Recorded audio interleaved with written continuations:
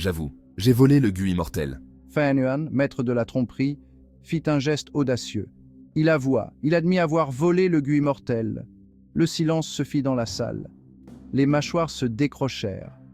Les yeux s'écarquillèrent d'incrédulité.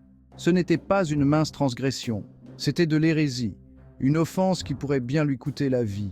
La confession de Fang Yuan était un risque calculé. Il connaissait les dangers, il savait que chaque mot comptait, il comprenait les conséquences potentielles. Chaque regard, chaque murmure pouvait sceller son destin. Mais il connaissait aussi le clan Gu Yue. Il savait comment ils pensaient, comment ils réagissaient.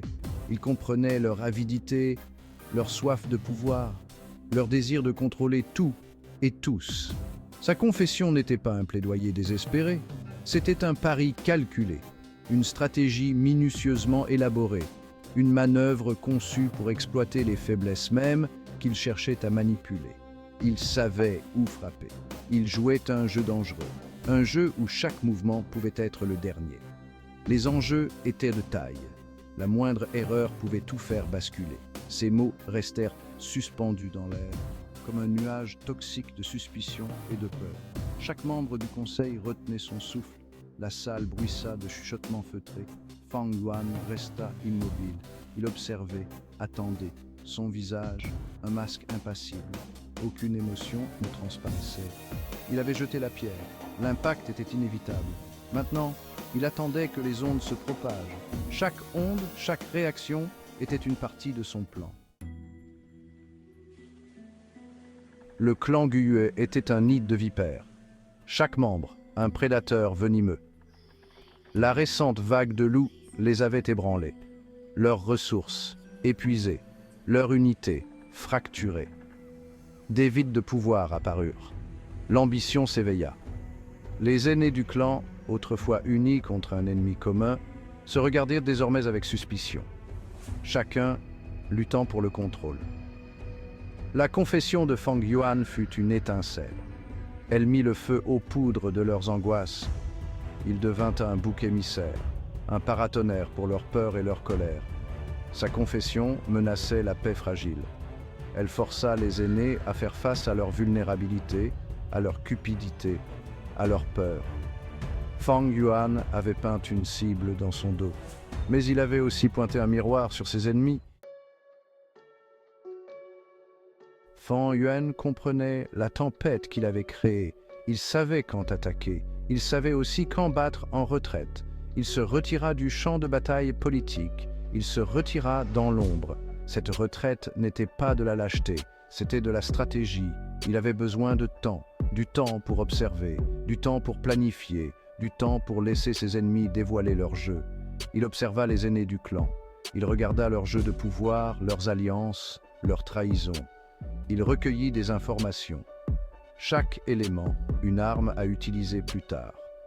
Fang Yuan était un chasseur. Il avait débusqué sa proie.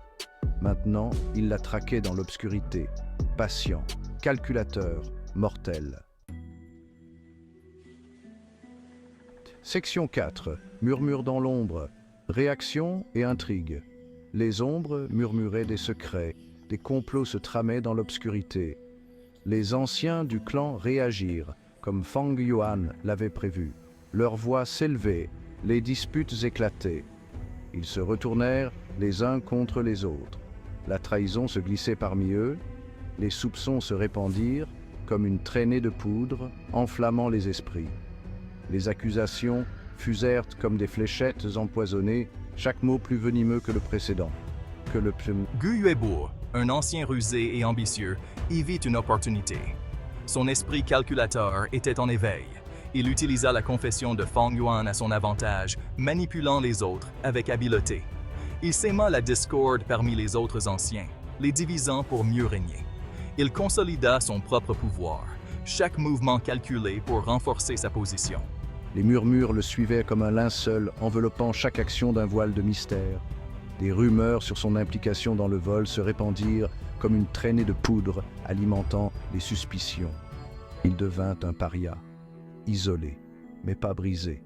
Sa détermination restait intacte. Fang Yuan observait depuis l'ombre, ses yeux perçants, scrutant chaque mouvement. Il voyait la toile d'intrigue se tisser autour de lui.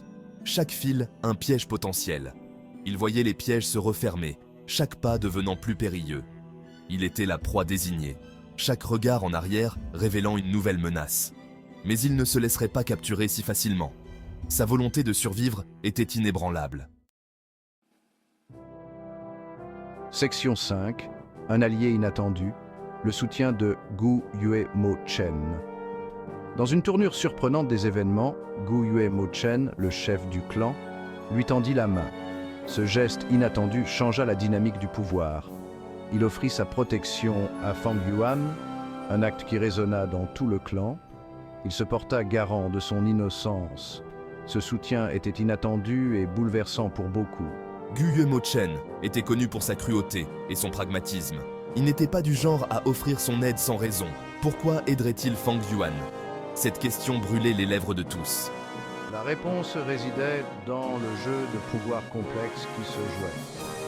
Les alliances et les trahisons étaient monnaie courante. Gu Yue Mo Chen n'était pas dupe. Il voyait au-delà des apparences. Il voyait clair dans les manigances des autres anciens et comprenait leurs intentions cachées. Il reconnaissait la valeur de Fang Yuan, un atout précieux dans ce jeu dangereux. Il voyait un pion qui pouvait être manipulé à son avantage, une arme à retourner contre ses ennemis, une pièce maîtresse dans son plan. Fang Yuan accepta son soutien, conscient des implications. Il reconnaissait une bouée de sauvetage quand il en voyait une opportunité à saisir.